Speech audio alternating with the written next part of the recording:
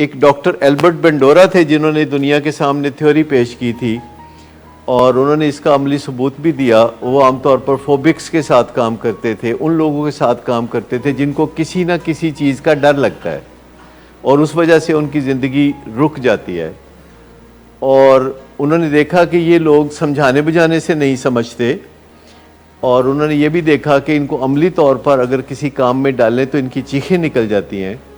یعنی جن لوگوں کو لفٹ پہ اوپر کی منزلوں پہ جانے سے ڈر لگتا ہے، اگر آپ انہیں زبردستی لفٹ میں دھکیل دیں تو اوپر جب لفٹ کھولے گی تو ان کو دل کا دورہ پڑا ہوگا، یا اس طرح کی اور بہت ساری باتیں ہوں گی۔ تو ڈاکٹر ایلبرٹ بینڈورا نے کہا کہ کیا یہ ممکن ہے، ایک کویشچن اٹھایا کہ کیا یہ ممکن ہے کہ وہ لوگ جو کوئی کام نہیں کر سکتے، اگر وہ دوسرے لوگوں کو وہ کام کرتے ہوئے دیکھیں تو ایک چنگاری ان کے اندر بھی بھڑک سکتی ہے، کیونکہ کوئی نہ کوئی بندہ ایسا ان کے سامنے آ سکتا ہے جس کے بارے میں ان کا فیصلہ ہو کہ میں اس سے بڑھ کے ہوں۔ تو ڈاکٹر ایلبرٹ بینڈورا جو کہ لیونگ لیجنڈ ہیں، اور اب ان کی عمر کوئی 95 اور 100 کے درمیان ہے۔ پتہ نہیں ایسے لوگ جو ہیں جو بہت اچھے کام کرتے ہیں وہ بہت لمبا جیتے بھی ہیں، اور انہوں نے ایک تجربہ کیا، اور اس تجربے میں انہوں نے لوگوں کو انوائٹ کیا کہ جن لوگوں کو سانپ سے ڈر لگتا ہے وہ آ جائیں تو ان کا سانپ کا ڈر دور کریں گے۔ اور انہوں نے دور نزدیک منادی کرا دی، لوگوں کو بتایا کہ جن لوگوں کو سانپ سے ڈر لگتا ہے وہ آئیں اور ہم ان کا یہ ڈر 3 گھنٹے میں دور کر دیں گے۔ اور انہوں نے ارینجمنٹ یہ کی کہ کسی ہال میں سانپ رکھے جو کہ شیشے کے بڑے بڑے کنٹینرز میں تھے، اور ایک ٹرین ٹیم تھی جو ان سانپوں کے ساتھ انٹریکٹ کرنے کے لیے تیار تھی۔ وہ لوگ جن کو سانپوں کے ساتھ اپنے آپ کو یوز ٹو بنانے کا پہلے موقع ملا تھا، کچھ لوگ جن کا ڈر ڈاکٹر ایلبرٹ بینڈورا دور کر چکے تھے سانپوں کا، ان کو ہال کے اندر بٹھایا، جیسے کہ آپ یوں سمجھ لیں کہ آپ یہاں بیٹھے ہیں اور آپ کو پہلے ٹریننگ دی ہو کہ آپ کو سانپوں سے ڈر نہ لگتا ہو، لیکن وہ اوپر جو شیشے کی ایک ونڈو ہے جہاں سے سیڑھیاں اتر کے لوگ نیچے آتے ہیں، تو وہاں سے کوئی منظر دیکھتا ہے اور اس کو یہ نظر آتا ہے کہ آپ لوگ بیٹھے ہوئے ہیں اور آپ کے پاؤں میں سانپ گھوم رہے ہیں، کوئی ادھر جا رہا ہے، کوئی ادھر جا رہا ہے، کوئی ادھر جا رہا ہے، جن کا زہر نکالا ہوا ہے آف کورس۔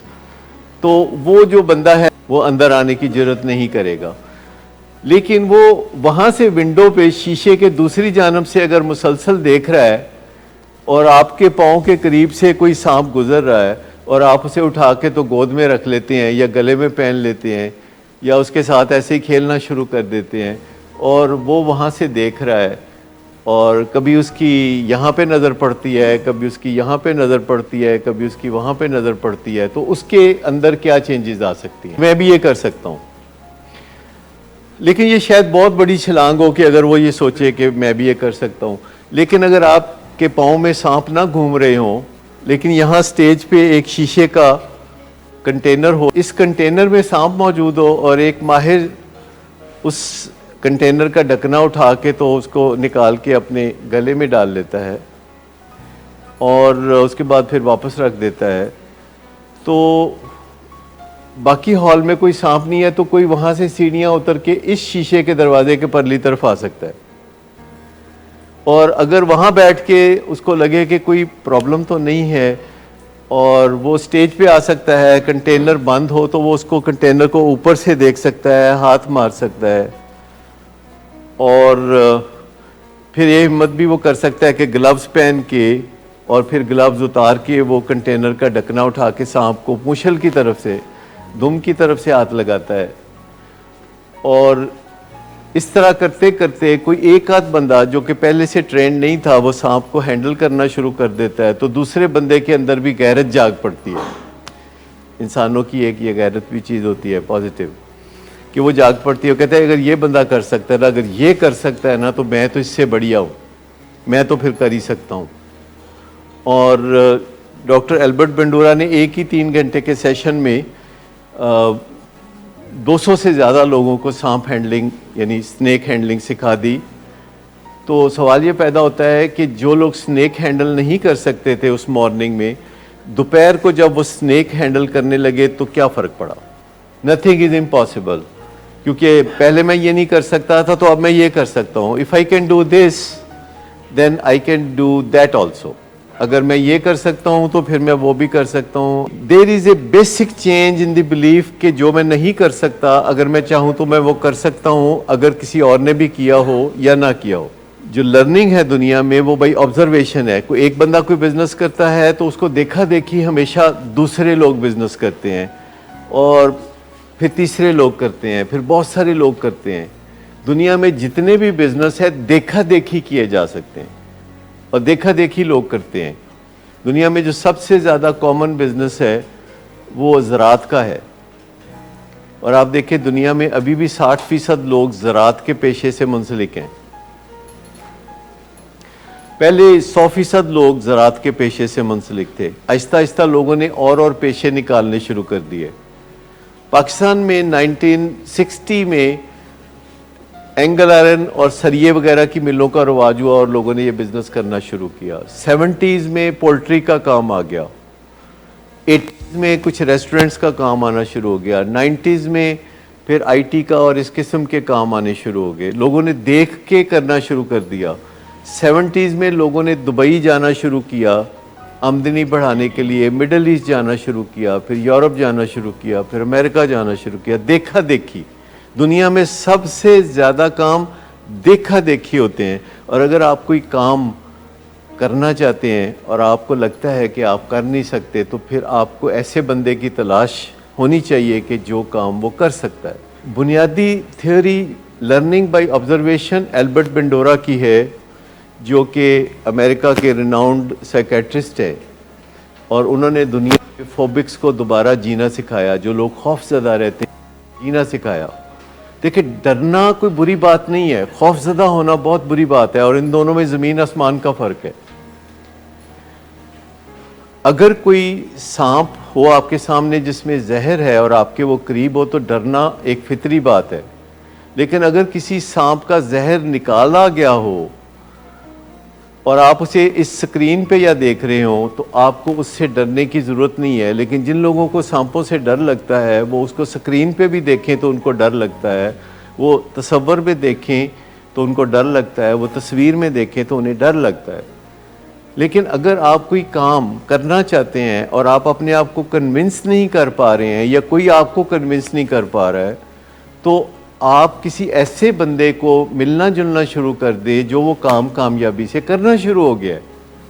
دنیا میں نشے کی بیماری کے بارے میں بھی بہت کارآمد طریقہ یہ ہے کہ آپ کے پاس کوئی نہ کوئی رول ماڈل ہونا چاہیے، ایمرج کرتا ہوا رول ماڈل ہونا چاہیے، ریئل رول ماڈل ہونا چاہیے جو کہ آپ دیکھیں اور آپ کے اندر وہ موٹیویشن پیدا ہو اور آپ کے اندر وہ کانفیڈنس پیدا ہو کہ جس سے آپ اپنی زندگی کو بدل کے رکھتے ہیں. 2 سوال ہوتے ہیں بنیادی طور پر جب پھنسا ہوتا ہے بندہ ایڈکشن میں، اور ایک سوال یہ ہے کہ کیا میں نشہ چھوڑ سکتا ہوں؟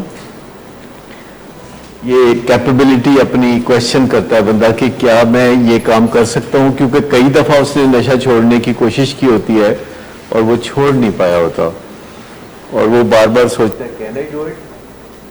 اور اس سے بھی ایک اور بڑا سوال ہوتا ہے جو کہ وہ سوچتا ہے کہ از اٹ ورتھ اٹ، کیا نشہ چھوڑنا کوئی ہے فائدہ مند کام؟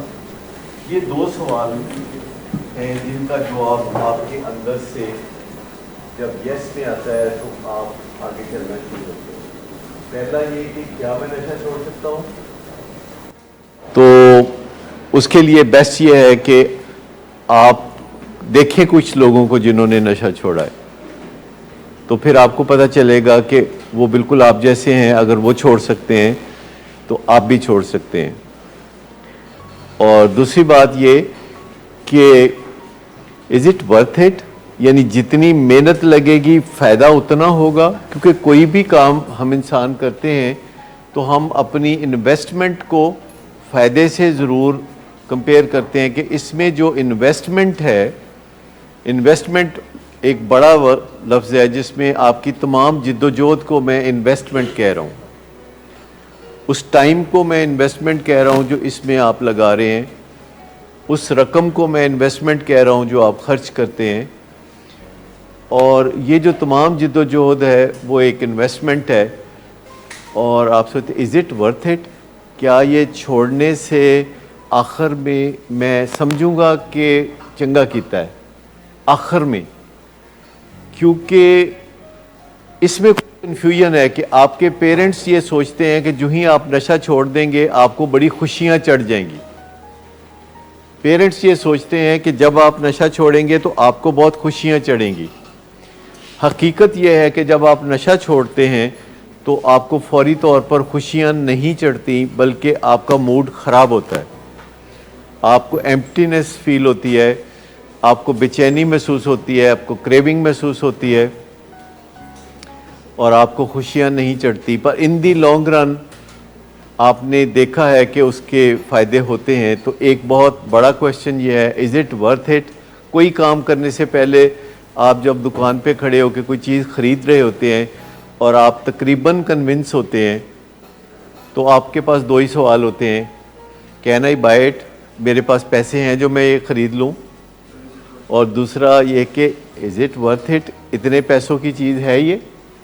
اور جب ان دونوں سوالوں کے جواب ہاں میں مل جاتے ہیں تو آپ آگے بڑھ جاتے ہیں، آپ اس کو خرید لیتے ہیں. تو جو آئیڈیا ہے نشہ چھوڑ کے ایک اچھی زندگی کی طرف جانے کا، اس میں بھی یہ دو بنیادی سوال ہیں. جو ریزسٹنٹ پرابلمز ہوتے ہیں جیسے اوور ویٹ ہونا، جیسے اسموکر ہونا یا ایڈکٹ ہونا یا گیمبلنگ میں ہونا، اس پہ اگر کوئی آپ کے ساتھ لیکچر بازی کرتا ہے اور بات کرتا ہے کہ آپ چھوڑ دیں یہ، تو جو ریزسٹنٹ پرابلمز ہیں اس میں ایسا نہیں ہوتا. لیکن چونکہ لوگوں کے پاس ایک منہ ہوتا ہے، at least everybody possesses a mouth and everybody takes it wherever he goes. ہم جہاں بھی جاتے ہیں منہ ساتھ لے کے جاتے ہیں، اور جہاں بھی کوئی مسئلہ ہو تو ہم ضرور بات کرتے ہیں، چاہے ہمارے بات کرنے کی ہو چاہے ہمارے بات کرنے کی نہ ہو.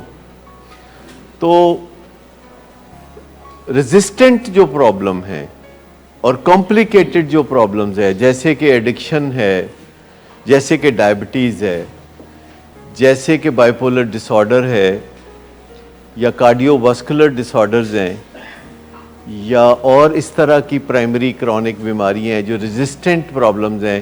آپ دیکھیے لوگوں کو ڈائبٹیز ہوتی ہے، ڈاکٹر ان کو کہہ رہا ہوتا ہے کہ میٹھی چیزیں نہ کھائیں اور وہ ہاں ہاں کر رہے ہوتے ہیں، لیکن اس کے ٹھیک آدھے گھنٹے کے بعد وہ دودھ جلیبیاں منگوا رہے ہوتے ہیں، وہ آم کھا رہے ہوتے ہیں، اور کہتے نہیں کوئی گل نہیں، ڈاکٹر کہندے ہی ہوندے نے، ڈاکٹراں دا تے کم ہے ਇਹੋ ਜਿਹੀਆਂ ਗੱਲਾਂ ਕਰਦੇ ਰਹਿਣਾ.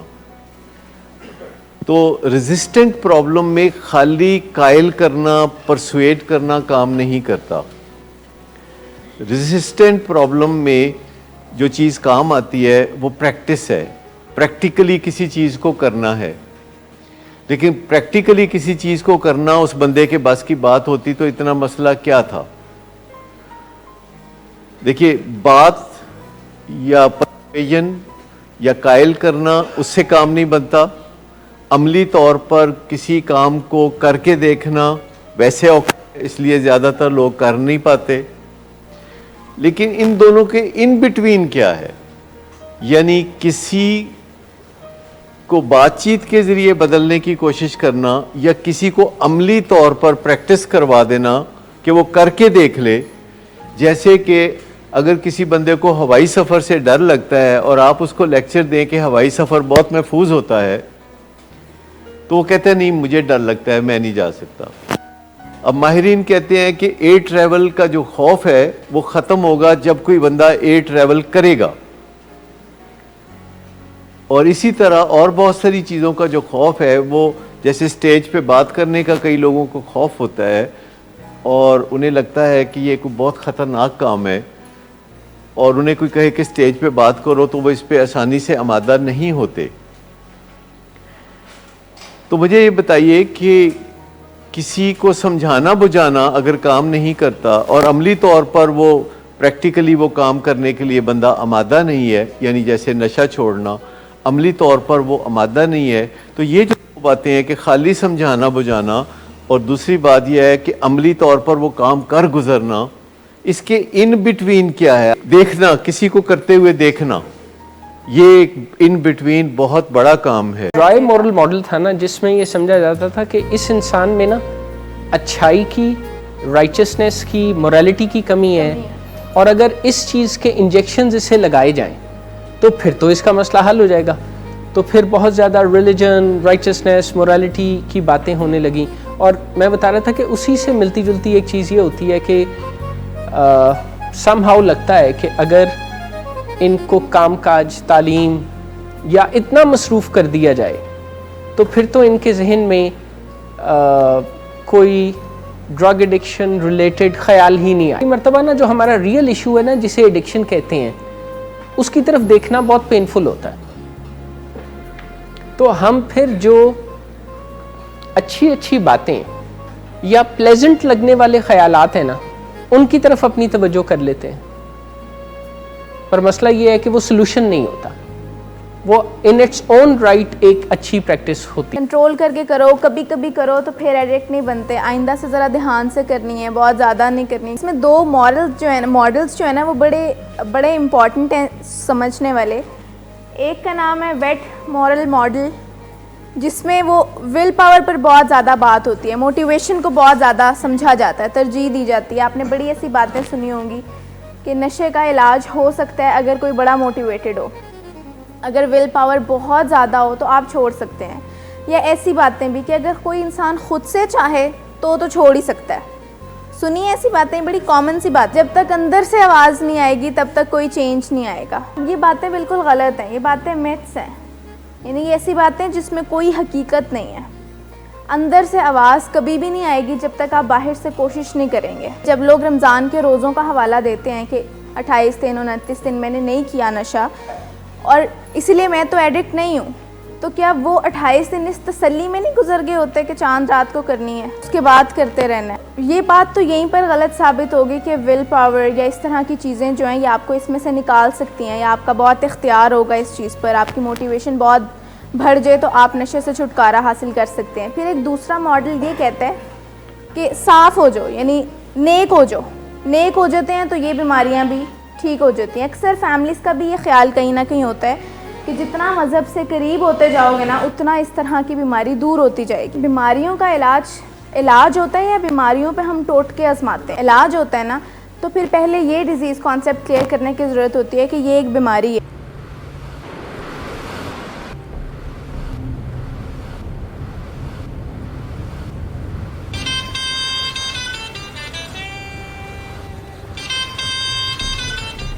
اچھا, تو ابھی تک تمہارا اس چیپ لڑکی کے ساتھ چکر چل رہا ہے. تم کون ہوتی ہو مجھے پوچھنے والی؟ اوکے, اور تم ان گھٹیا لڑکیوں کے ساتھ گلچھرے اڑاتے پھرو تو میں چپ بیٹھوں.